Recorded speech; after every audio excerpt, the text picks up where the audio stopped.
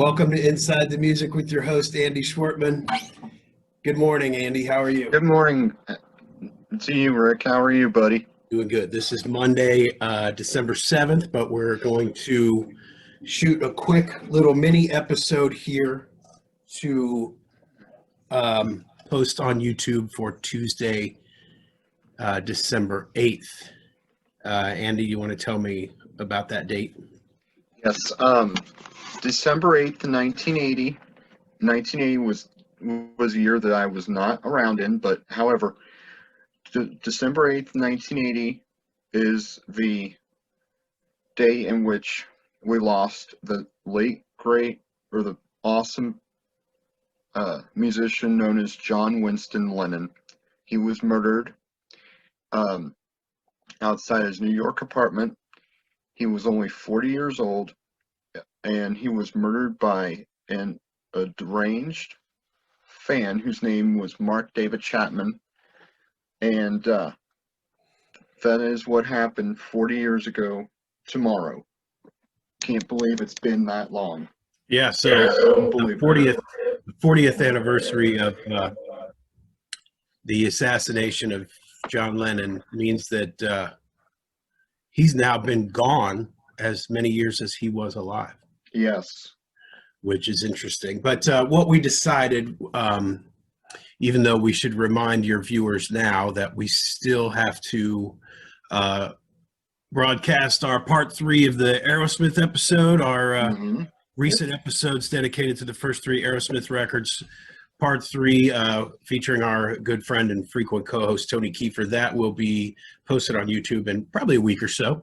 Yes. But we thought that the anniversary of Lennon's passing was something we wanted to honor with a special episode today. And because it is such a sad occasion, Andy and I were talking about this and decided that we would actually try to make this more of a light-hearted episode and focus more on the positive things that John Lennon did when he was alive and the great example he set as a songwriter and a great vocalist and a peace activist. Yes. The positive things that he left behind, all the joy that he created in the world that he so sadly left far too soon. So Andy, why don't you start with some of your favorite, maybe some of your favorite books that you've read about John, or certainly the movies. Well, we're talking about the positive things that John Lennon left behind. His humor was a tremendous influence in the Beatles films that they made back in the 60s. Yes. I have 2 of their movies here, 2 of the Beatles movies. The first one came out in 1964. It is called A Hard Day's Night. It was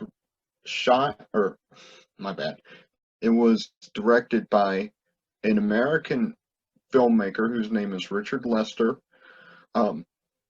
This came out in 1964, in the summer of 64.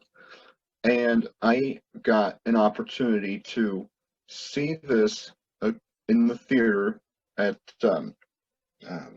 the Esquire, I think. Yeah, Esquire. And it was awesome. To see this in the theater for the first time was awesome. But that is their first movie, and one of the funny quotes in this movie is when one of the funny parts in this movie is when John goes, "You're a swine." And when I first heard that, I started laughing so hard. I thought, "Oh my God, dude, what is wrong with you?" No offense, but yeah. I couldn't stop laughing. You know, it was one of those things. Yeah. Both of those movies are so good. That is pretty cool that you had an opportunity to see one on the big screen, because that's a home video experience 99% of the time. So when it's on on a big screen in your local cinema, that's a rare treat. Yeah. And, so Hard Day's Night was the first one, and then a year later they made Help? Yes. And A Hard Day's Night was the differentiation between A Hard Day's Night and Help, is that A Hard Day's Night was shot in black and white, whereas for Help, which is this one, they shot it in color. And that was a that was a little bit more money, but in the end, it made all the difference, I think. Um, and again, it was another huge success. Love it. Even these first two movies are awesome. And a little slice of, dare I say, Nirvana for for me. I quoted that because that's the name of a grunge rock band, but nevertheless, We know that. So I think that's an interesting point you make there too, because to have their first two films be one in black and white, one in color, is just a really very basic, very simple differentiation between the two. But it is the line that really sets them apart, because the plot, the storyline and the plot and stuff, they're pretty flimsy. They are what they are. They're just vehicles for what was basically a boy band back then. Well, yeah. And we know that, of course, they became far more than that with their songwriting and things they were started doing in the recording studio shortly after that. Yeah. But those films are remarkable, and in a way, remarkably, for all of their similarities, they're remarkably different too. Because Help, just by by A Hard Day's Night, just by being a black and white film, it has more of like an art film kind of look to it. Yes, it does. And then when you get into the color thing, it's almost more of a, you're really seeing a lot of like video editing and different cinematic angles and video cuts and things like that much later I think were probably a bigger influence on MTV than a lot of people realize. Oh yeah, definitely. So Andy, I'm gonna share one more Beatle movie with our audience. This is one I've got on DVD, and you talk about, I have it too. Yeah, and you talk about the difference between Hard Day's Night and Help, and then you jump to this thing, and it's a whole other animal altogether. No kidding. What was the story? Was this Paul's idea that they get on a bus and go? Yes, riding around? It was. How did that come about? Well, they just wanted to basically direct whatever was going on, and they thought it would be this humongous blockbuster success, and it turned out to be an absolute flop. Because how can you surpass A Hard Day's Night and Help? I mean, how is that even possible?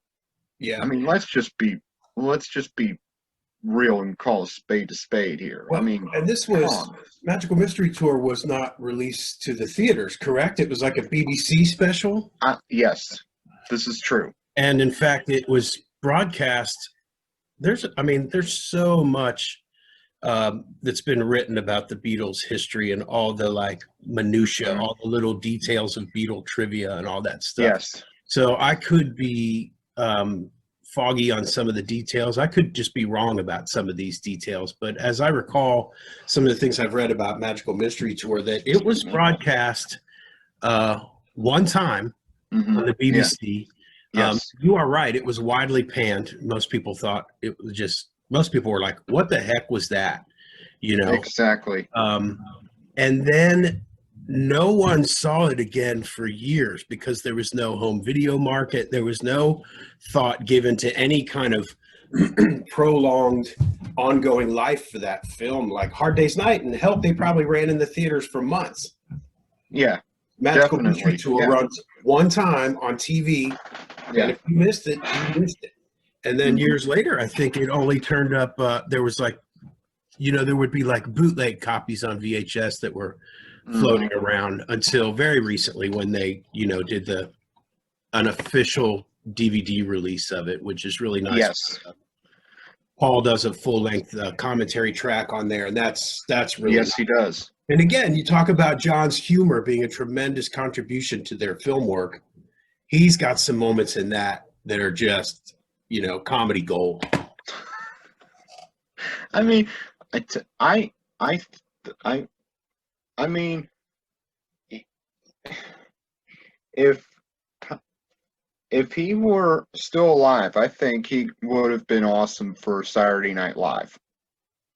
You know, I think he would have been able to take that, take that and run with it. You know I what don't I think mean? there's any doubt about that, Andy. That's a very interesting point you make there because, of course, John was living in New York, and Yeah. I mean, it would only have been, what, like 10, 15, 20 minutes away from the Dakota, at oh my least? goodness, yeah, it would have been just a cab ride for him. Yeah. So it wouldn't have been like in another freaking state or anything. Do you know the story about the SNL skit where they were joking? Lorne Michaels was on camera and he offered the Beatles to reunite. He was ready to write them a I check heard about for that, yeah. $3,000. And they thought it was so funny that the check, the dollar amount was so low. That was the joke, that we're going to pay you $3,000 to reunite. That is awesome. And the story is Mm-hmm. John Lennon and Paul McCartney were actually hanging out together that night. It was a rare occasion for them as old friends. They both were in New York City. They were spending time together. As I think they did on occasion after the Beatles broke up, they still saw each other as friends now and then. Yeah. So it's real common to think of them after the Beatles breakup as having more of like an adversarial kind of relationship. Yeah. But John More and of an Paul were hanging egotistical out. type of relationship. Right. John and Paul were hanging out that night and were watching Saturday Night Live, and they very nearly got in a cab and went down to the studio. They almost did it. Is the story that I think I heard that in a Paul interview where he said that. That's interesting. Yeah. That's very So interesting. imagine that. I mean, that really could have. It's one of those many little things that really could have changed the course of history if they'd have just said, "Yeah, call a cab." That would have been Exactly, yeah. gold. Yeah, So right. show me the books you've got there. Okay, all right. And while I do, I I also have something to tell our viewers, and that is that there is a radio personality in Cincinnati whose name is Chris O'Brien from WGRR, Married with Microphones, and one of the very first bands that he and I clicked on when I first met him was the Beatles. And seeing Reek, that was like, whoa. So that was huge. But anyway, this is my copy of John Lennon the New York Years on book. It's a book, obviously. If you can see it there. Yeah. Is that too much? Does that have too much of a glare on it? No, that glare actually looks great. Okay, that's a relief. But Yeah, that's cool. there's that one. You know, I have a similar one. This one, John Lennon, One Day at a Time. This kind of goes through a lot of his career, but it does have a pretty serious focus on those New York years with Yoko. This is a book that I had when I was real young, and I don't know how I lost it. But then when I found another copy at a used bookstore, that was a pretty happy day for me. And I bet it was. A lot of these Lennon books like this, they kind of come and go out of print, so like they can be hard to find. Yeah, this is a good one too. Here's the back cover shot. Yep, the classic New York City T-shirt. Yes, all right, what else you got there? I have got. Now this is a little bit of a funny story, but this is The Lives of John Lennon by Albert Goldman. And I originally thought this was a library book because you see the little, thing on the side there. And no, my mom's mom and her husband got this for me, I guess for Christmas or whatever. And it says in the inside, it says, let me see if I can find it here. Probably from the library sale when the libraries sell. It says in here, to Andy from Mimon Sai, which is who I'm talking about. Yeah. And I was like, whoa, I couldn't believe it. So so yeah, this is from them. That book was very controversial when it was first released. Albert Goldman was an author who was infamous for his hatchet jobs. He wrote a lot of falsehoods about John in that book, and a lot of stories that were not corroborated. And that same author, Albert Goldman, wrote a book about Elvis Presley that was just shameful. Goldman was an author who would write anything to sell books to stir up controversy. But this is the book about the Beatles Anthology. This is the book version. Let me see the cover. Hold it up. Well, it's kind of heavy. Yeah. That book is huge. Yeah, it's like you could do weights with it. Yeah, and there's the DVD. Yeah, and which is great, right? The 5-volume. This is something like 9 or 10 hours of Beatles footage. It's amazing. Easily. Yeah, easily. But you've got that too, right? Yes. Funny. You're off camera, Andy. Where'd you go? I'm right here, dude. Down the rabbit hole. Shut up. Anyway, and then, do you know who May Pang is? Absolutely. Okay. Well, this is a book that she put together, and it has tons of photos in it of when she and John were an item. Hold that up. Let me see that cover. Sure. Yeah, and what's the name of that? In Thematic Karma, Photographs of John Lennon by May Pang. Okay. That's a book of her photography. Yeah, and here's a little bit of it on the back. She had another book that she wrote years ago, and just like I mentioned a moment ago, May Pang's book from many, many years ago, excuse me, is out of print. That's another book about John that's kind of hard to find. Yeah, but I think, as a matter of fact, I read somewhere that Yoko had something to do with having May Pang's book taken off of the market. It's not available because of Yoko, you know. Of course. But here's another book written by John's first wife. Her name is Cynthia Powell. That's her pre-married name. Yeah. Maiden name. And it's just called and it's just called John. Yeah. Here's the front. That's Julian's mom? Correct. And I haven't read it all yet, but I'm going to get to it. Yeah. But yeah, those are the books that I've got. All right, Andy. Name that tune.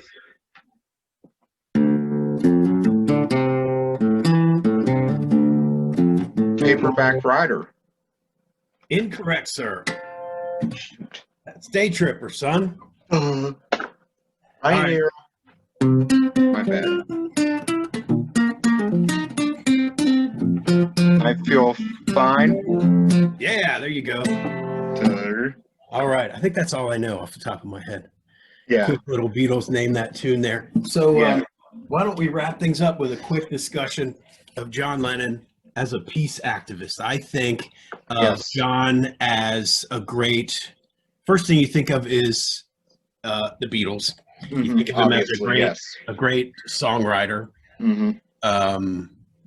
And the deeper you get into him as a man, as an artist, many people now recognize him as an amazing vocalist. John did some things vocally in the recording studio that are evidence of a guy that had just an amazing voice. So obviously singer, amount of talent. Member of the Beatles, some great solo records from the 70s, but I think it's important to remember not just the song "Give Peace a Chance," and this great book is strictly photographs from the bed-ins that he and Yoko did, 2 of them. I think one in Toronto. Where was the other one? Montreal, maybe? Yeah, probably. Yeah. Or was it Amsterdam? Probably. I don't remember now. No. But this was a guy. There was, as a former Beatle, this guy was a bigger celebrity than perhaps there had ever been, and he had an opportunity to use his voice for whatever he wanted to talk about. They were constantly sticking a microphone in his face, and he talked about ending the Vietnam War. He talked about getting rid of Richard Nixon. He talked about give peace a chance, and that was a guy who really put his career and his reputation on the line for what he believed in. So, Yes. Can you tell me a little bit about your feelings about that, Andy? Well, obviously, coming into the Beatles music a little bit later in life, the way I got into the Beatles was I have a sister that's a little bit older than me, and her name is Sarah, and I had, and when I was a child or a kid or whatever, she said to me, "Hey Andy, there's a band from our parents' era or day or decade or whatever called the Beatles," and I was thinking of the Bugs. And she goes, "No, no, no, no, no, no, no, dude. There's a rock and roll band called the Beatles." And I said, "Oh, okay. What do they sound like?" And she played me a song of theirs, and the rest is history, pretty much. And I've been listening to them for a full 30 years now. And every time I hear them, I'm like, yes, exactly. And that is how, in my opinion, that is how music is supposed to sound. Yes, it sounds a little echoey. Yes, it sounds a little, but you know what? That's music. Well, Some of the stuff that's out there now is not music. I'm sorry. The Beatles set the bar pretty high and set the gold standard for pop music and rock and roll a long time ago. Yes, and there's not much that's ever really come close to what they did. Those people in One Direction. Later. No disrespect, but you know what I'm saying? What do we have coming up on Inside the Music, Andy? An episode devoted to the Seattle grunge rock movement. Yeah. So that'll be coming up. But yeah, so stay tuned for more. Yeah, thanks everybody for watching. Good job, Andy. Thank you, Rick. This is usually more of a scripted thing, and we pretty much just improvised it today. That wasn't so bad, was it? No, and I was thinking, oh crap. And the funny thing, well, I'll tell you off camera, but yeah, when we're off the air. Thanks everybody for watching. Great job, Andy. Thank you, dude.